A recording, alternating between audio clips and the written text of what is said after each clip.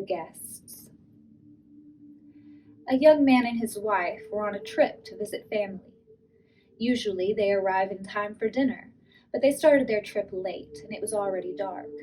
They needed to find a place to stay for the night. Just off the road there was a small house tucked away in the trees. There was nothing else around for miles, so they decided to stop and ask for a room for the night. An elderly man and woman came to the door. They welcomed the couple with open arms. They had plenty of room and would enjoy the company. The house was packed to the brim with knickknacks and collectibles of all different kinds. Dust hung in the air, and the ceiling fan turned slow, churning the stale air throughout the small living room. After about an hour of uncomfortable small talk, the couple was led to their bedroom, a stuffy, overly decorated room with uncomfortable portrait-lined walls. The air hung heavy, and the various throw pillows and drapes seemed to emit a strange, metallic odor. Before bed, the couple explained that they wanted to pay for the hospitality, but the old man was adamant that they would not accept any money.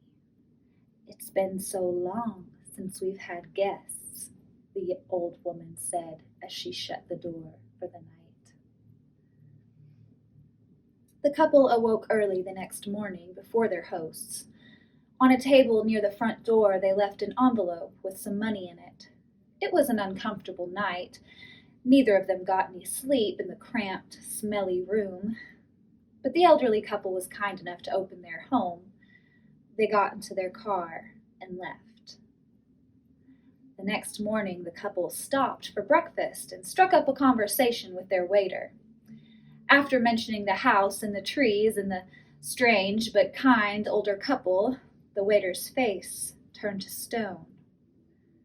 "It can't be," he said. "That's Mr. and Mrs. Drudger. They were regulars here until, well, the incident." The couple suddenly felt that uncomfortable feeling again. "What incident?" they asked. "Well, all those people they killed," he said. "They locked themselves in their house, and when police finally traced the murders back to them, they set the house on fire and burned with it. They've been dead for 30 years. There is no house there." The couple couldn't believe what they were hearing. Surely they must be mistaken. They paid their bill at the restaurant, and without a word between them, got back into their car and drove back to the house in the trees. Except this time, there was no house. All they found was a burned shell. Opening the car doors, they thought they smelled smoke. They stood staring at the ruins, trying to understand what they had just experienced. The woman looked down. Her eyes fell on something clean and new, on a badly burned table. She screamed. It was the envelope they'd left that morning.